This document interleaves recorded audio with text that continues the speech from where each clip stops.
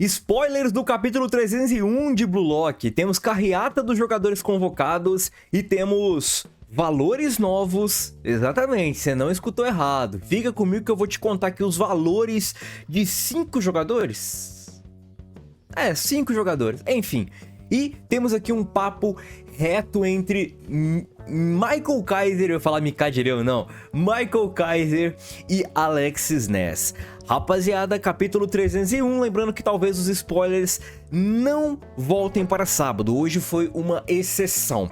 Se inscreve no canal, curta, compartilha o conteúdo, se liga na descrição, no Discord nosso aí, você vai poder ver as imagens dos spoilers e você também vai poder aí na descrição conferir alguns mangás aí para você comprar, adquirir. Belezinha? Os mais recentes aí mangás de Blue Lock estão aí na descrição.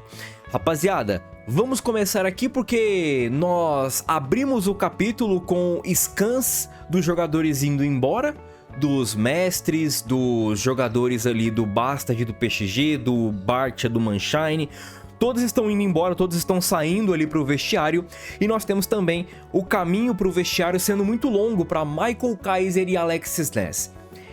Aqui é interessante porque o Ness, ele continua seguindo o Kaiser, mas eu vou ser bem sincero pra você porque eu curti isso daqui. Porque o Alexis Ness, ele não está seguindo o Kaiser apenas por seguir o Kaiser. O Alexis Ness, ele tá seguindo o Kaiser porque de fato ele quer mudar e ele quer salvar o companheiro. Ele quer voltar a fazer aquela dobradinha muito eficaz e eficiente que os dois faziam lá no começo da Liga Neo Egoish. Ele responde o Kaiser, ele não só fala o que o Kaiser pergunta, ele de fato ele expõe opinião. Isso é diferente, por mais que assim, eu não queria que isso acontecesse, mas isso é diferente.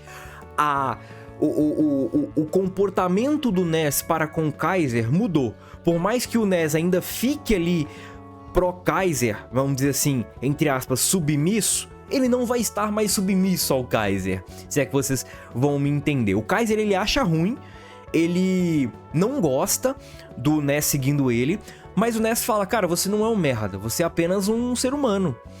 Dando a entender, talvez, a minha visão, é que tipo assim, Kaiser, você é um ser humano perde, ser humano tem dia ruim, ser humano comete erros, e por aí vai. Assim como eu talvez vou cometer erros, você também vai cometer erros. Não só esse, ou não só esses que você já cometeu durante sua vida, mas outros muitos erros virão.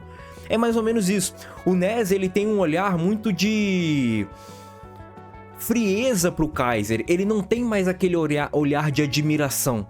Ele tem um olhar de tipo assim, Kaiser, eu vou estar com você, mas eu não vou mais ser seu meio que cachorrinho não. Eu não vou ser mais submisso a você. Eu vou estar com você, mas não vou ser submisso a você.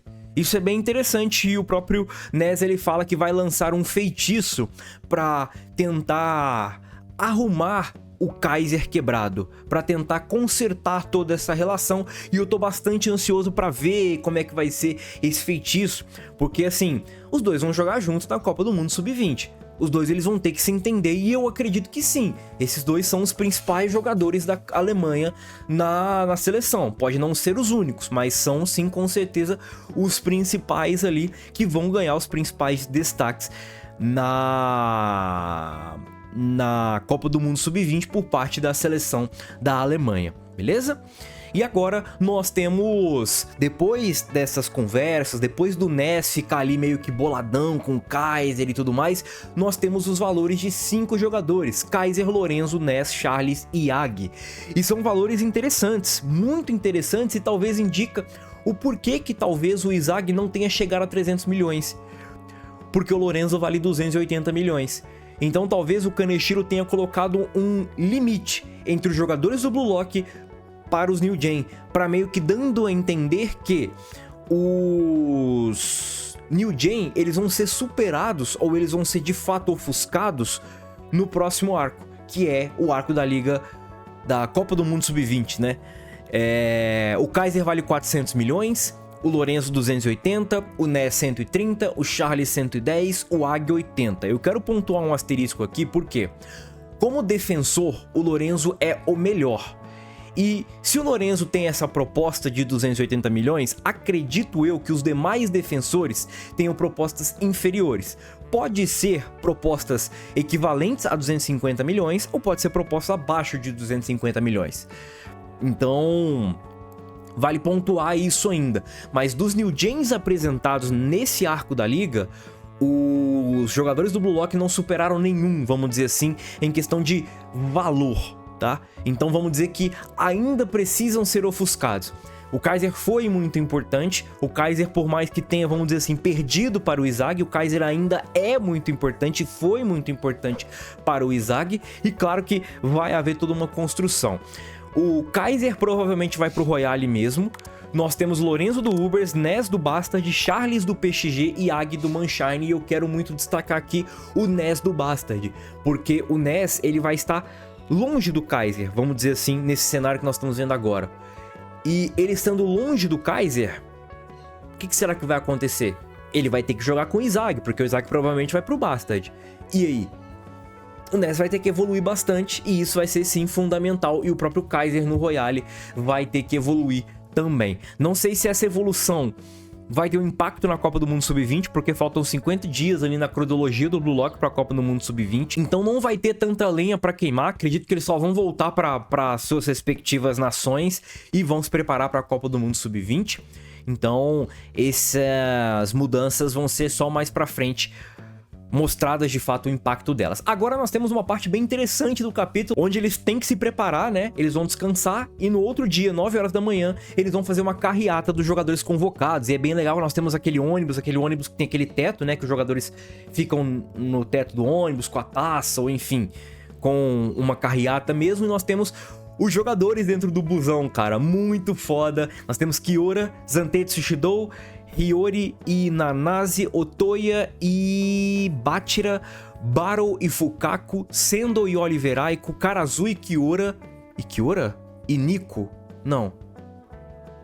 Ih, rapaz. Me perdi aqui. Mas enfim, talvez seja o Itoshi Rin, aquele solitário ali em cima, e o Kiora está com Karazu.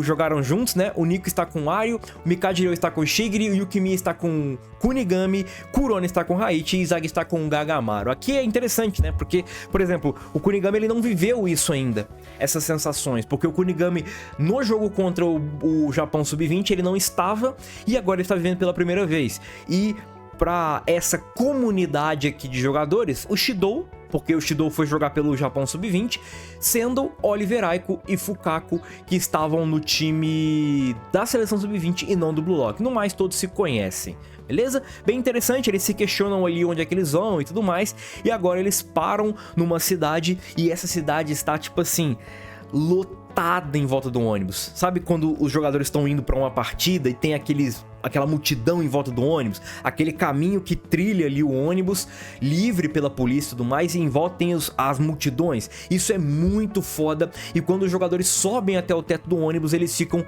chocados com toda essa recepção, todo esse calor do público, e obviamente eles ficam muito, mas muito felizes. Agora Bachira, Shigiri, Kunigami, Rin, Shidou.